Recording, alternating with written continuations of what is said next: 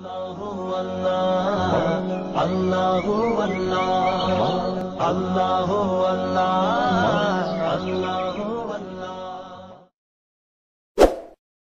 صدقہ جاریہ حاصل کرنے کے لیے اس ویڈیو کو شیئر کرنا مت بھولیں۔ جزاک اللہ۔ اس صورت میں اللہ رب العزت نے ایمان والوں کو ان اوصاف سے روکا ہے جو قبیح اوصاف ہے، جن اوصاف کی وجہ سے معاشرہ گندا ہو جاتا ہے اور رسوم باطلہ اس پر اللہ رب العزت نے تردید فرمائی ہے۔ اسی وجہ سے حضرت عمر رضی اللہ تعالیٰ عنہ نے فرمایا کہ علموا نساءکم سورۃ النساء، کہ تم اپنی عورتوں کو سورۃ النساء سکھاؤ، اسی طرح سورۃ النور سکھاؤ۔ اس وجہ سے معاشرہ یہ پراگندہ نہیں ہوگا بلکہ صاف ستھرا آئے گا۔ اس وجہ سے آپ صلی اللہ علیہ وسلم کے زمانے کو دیکھے، صحابہ کرام کے زمانوں کو دیکھے، اس وقت یہ معاشرہ، اس میں یہ گندگی نہیں تھی جو آج کل کے معاشرے میں ہے۔ اس صورت کے اندر مبادی 7 ذکر ہے، وہ 7 چیزیں کہ جس کی وجہ سے معاشرہ خراب ہوتا ہے، معاشرے میں بگاڑ پیدا ہوتا ہے۔ اگر لوگ ان 7 راستوں کو بند کرے تو معاشرے میں عفت، پاک دامنی پھیلے گی۔ اسی طرح 7 قوانین ذکر ہے لدفع الفحشاء۔ سب سے پہلا قانون آیت نمبر 2 میں اللہ رب العزت نے ذکر فرمایا، الزانیۃ والزانی فاجلدوا کل واحد منہما 100 جلدہ۔ دیکھیے 2 قسم کے سزائیں ہیں۔ ایک ہے اگر کوئی شادی شدہ زنا کرے تو اس کی سزا رجم ہے۔ آپ صلی اللہ علیہ وسلم کے عمل سے بھی ثابت ہے اور قول سے بھی ثابت ہے۔ آپ صلی اللہ علیہ وسلم نے معاذ اسلمی رضی اللہ تعالیٰ عنہ کو باقاعدہ رجم کیا تھا، اور حدیث پاک بھی ہے، آپ صلی اللہ علیہ وسلم نے فرمایا الشیخ والشیخۃ اذا زنیا فرجموہما۔ بعض مفسرین کے ہاں یہ پہلے قرآن مجید کی آیت تھی تو تلاوتاً منسوخ ہو چکا ہے، لیکن حکماً منسوخ نہیں ہے، اب بھی اس پر حکم باقی ہے۔ اگر شادی شدہ زنا کرے تو اس کو رجم کرے، لیکن اگر غیر شادی شدہ زنا کرے تو اس کی سزا یہ ہے کہ فجلدوا کل واحد منہما 100 جلدہ، انہیں 100 کوڑے مارو۔ یہ ظلم نہیں ہے بلکہ انصاف کا قانون ہے۔ ولا تأخذکما بہما رأفۃ فی دین اللہ، اللہ کے قانون کے جاری کرنے میں تم ترس نہ کھاؤ۔ ان کنتم تؤمنون باللہ والیوم الآخر، اگر تم اللہ پر اور آخرت کے دن پر ایمان لاتے ہو۔ اور جب تم سزا دو گے تو گھر میں سزا نہ دو، وَلْيَشْهَدْ عَذَابَهُمْ طَائِفَةٌ مِّنَ الْمُؤْمِنِينَ، ایک مؤمنین کی ایک جماعت کے موجودگی میں انہیں سزا دو تاکہ دوسرے لوگ جو ہے وہ بھی ان چیزوں سے، ان کاموں سے رک جائے۔ تو یہ ہے پہلا قانون۔ اس وجہ سے جب آپ ایک کو سزا دو گے تو پھر زنا کا ریشہ ختم ہو جائے گا۔ دوسرا قانون آیت نمبر 3 میں اللہ رب العزت نے ذکر کیا ہے، الزانی لا ينکح الا زانیۃ او مشرکا والزانیۃ لا ينکحها الا زان او مشرک۔ کیا مطلب؟ آیت کا ترجمہ تو یہ ہے کہ الزانی لا ينکح الا زانیہ، کہ زناکار آدمی زناکار عورت سے ہی نکاح کرتا ہے یا مشرکہ عورت سے نکاح کرتا ہے، اور زانی عورت وہ زانی مرد سے اور مشرک مرد ہی سے نکاح کرتا ہے۔ لیکن آیت کا مطلب یہ ہے کہ الجنس یمیل الی الجنس، جنس جنس کی طرف میلان کرتا ہے۔ جہاں پر بھی زناکار مرد ہوگا تو اس کے تعلقات ہوں گے اسی طرح بدکار عورت سے، جہاں پر بھی بدکار عورت ہوگی تو اس کے تعلق ہوں گے بدکار مرد سے۔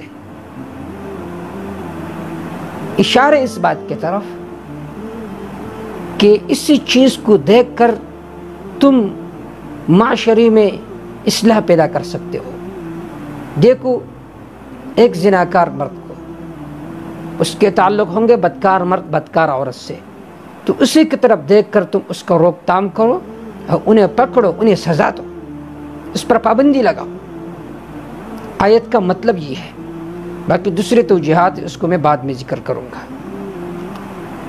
اس وجہ سے زنا کا جو ریشہ ہے یہ ختم ہو جائے گا۔ اگر تم کھلم کھلا اسی طرح بے حیائی ہوگی، زناکار مرد زناکار عورت کے ساتھ ملے گا، اسی طرح زناکار مرد لڑکا بیریش لڑکا بڑوں لڑکوں کے ساتھ ملے گا، میل جول کرے گا، اور تم اس کو روکو گے نہیں تو اس وجہ سے معاشرے میں بگاڑ پیدا ہوگا، جس کو آج کل ہم اپنی آنکھوں سے دیکھ رہے ہیں۔ تیسرا قانون، والذین یرمون المحصنات ثم لم یأتوا بأربعة شہداء فاجلدوہم 80 جلدہ، وہ لوگ جو پاک دامن عورتوں پر الزام لگاتے ہیں، بہتان لگاتے ہیں، فلم یأتوا بأربعة شہداء، پھر وہ اس کو ثابت نہ کرے 4 گواہوں کے ساتھ، تو فاجلدوہم 80 جلدہ، جنہوں نے الزام لگایا کسی پاک دامن عورت پر، چاہے اپنی بیوی پر لگایا ہو یا کسی غیر پر لگایا ہو، فاجلدوہم 80 جلدہ، تم اس کو 80 کوڑے مارو۔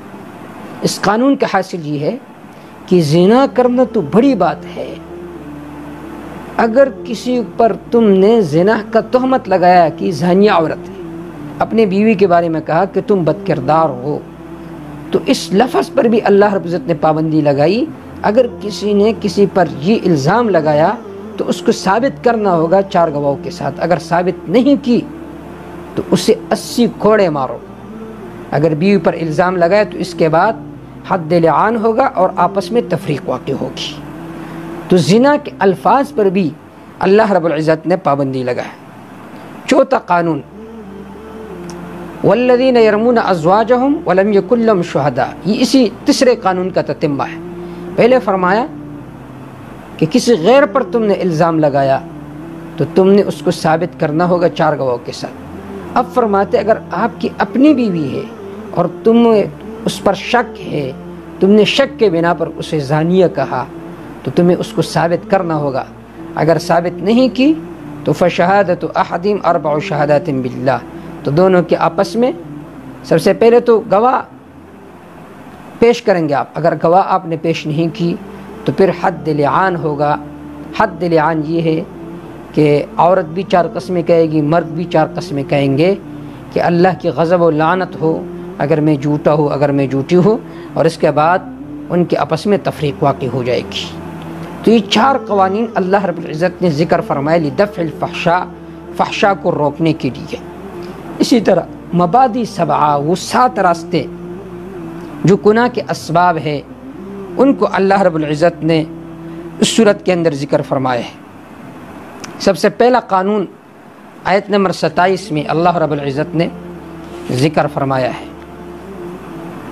پہلا قانون آیت نمبر 27 میں، یا ایھا الذین آمنوا لا تدخلوا بیوتا غیر بیوتکم حتی تستأنسوا وتسلموا علی اہلہا، کہ اے ایمان والو لا تدخلوا بیوتا غیر بیوتکم، اپنے گھروں کے علاوہ جب کسی کے گھر میں داخل ہو جاؤ تو بغیر اجازت کے داخل نہ ہو جاؤ، حتی تستأنسوا، یہاں تک کہ تم ان سے اجازت طلب کرو، وتسلموا علی اہلہا، اور وہاں کے رہنے والوں پر سلام کرو۔ اس قانون کا فائدہ کیا ہے آپ سمجھتے ہیں؟ جب آپ کسی غیر محرم کے گھر میں داخل ہوتے ہو، اگر آپ اچانک داخل ہوئے، ممکن ہے کوئی عورت کسی کام میں مصروف ہو اور اس کو خیال و تصور نہ ہو، اور آپ اس کو ایسے حالت میں دیکھیں کہ آپ اس وجہ سے اس کی محبت آپ کے دل میں بیٹھ جائے، یہ بھی زنا کا ایک راستہ ہے۔ تو اللہ رب العزت نے فرمایا جب بھی کسی کے گھر میں داخل ہو تو اجازت مانگ کر داخل ہو جاؤ، چاہے آپ کے چچا کا گھر ہے، چاہے آپ کا ماموں کا گھر ہے، چاہے آپ کا بھائی کا گھر ہے، جب داخل ہونا ہے تو اجازت مانگ کر داخل ہو جاؤ۔ حضرت ابن مسعود رضی اللہ تعالیٰ عنہ جب اپنے گھر میں داخل ہوتے تھے تو اجازت مانگتے تھے، سلام کرتے تھے تاکہ انہیں پتہ چلے کہ میں آ رہا ہوں۔ تو اس کا بہت بڑا فائدہ ہے اور بہت بڑی حکمت ہے اس بات کی کہ جب گھر میں داخل ہو، چاہے اپنا گھر ہو یا غیر کا گھر ہو، تو ضرور اجازت طلب کرو۔ اپنا گھر ہو تو سلام کرو، غیر کا گھر ہو تو اجازت طلب کرو۔ ایک ادب یہ۔ دوسرا ادب اللہ رب العزت نے، اور دوسرا قانون اللہ رب العزت نے ذکر فرمایا آیت نمبر 40 میں، قل للمؤمنین یغضوا من ابصارہم ویحفظوا فروجہم۔ جب یہ پابندی لگائی گئی کہ کسی کے گھر میں بغیر اجازت کے داخل نہ ہو، اب شیطان آپ کے دل میں وسوسہ ڈالے گا، دیکھیے آپ فلاں کے گھر میں جاتے تھے، وہاں پر خوبصورت لڑکیاں ہوتی تھی، اس کا نظارہ آپ کرتے تھے، اب اس پر بھی پابندی لگائی گئی، لہٰذا آپ ایسا کریں، باہر جائے، کسی بازار میں جائیے، کسی راستے کے کنارے پر کھڑے ہو جائیے، وہاں پر عورتوں کو دیکھے، اپنے دل کو تسکین دے۔ تو اللہ رب العزت نے اس پر بھی پابندی لگائی، قل للمؤمنین یغضوا من ابصارہم، کہہ دیجئے میرے پیغمبر ایمان والوں سے کہ اپنے نظروں کو نیچے رکھے۔ اس کا فائدہ کیا ہوگا؟ وَيَحْفَظُوا فُرُوجَهُمْ، اور اپنی شرمگاہوں کی حفاظت کرے، یہ سبب ہوگا حفظ الفروج کا۔ دو اداب ہو گئے، تیسرا ادب وَقُلْ لِلْمُؤْمِنَاتِ، آیت نمبر 41 میں کہہ دیجئے اے میرے پیغمبر للمؤمنات، مؤمنہ عورتوں سے۔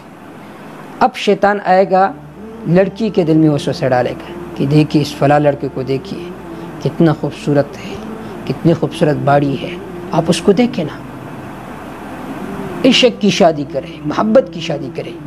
تو اللہ رب العزت اب عورتوں کو روک رہے ہیں، وَقُلْ لِلْمُؤْمِنَاتِ يَغْضُضْنَ مِنْ أَبْصَارِهِنَّ يَحْفَظْنَ فُرُوجَهُنَّ، کہ اپنے نظروں کو نیچے رکھے، وَيَحْفَظْنَ فُرُوجَهُنَّ، اور اپنی شرمگاہوں کی حفاظت کریں۔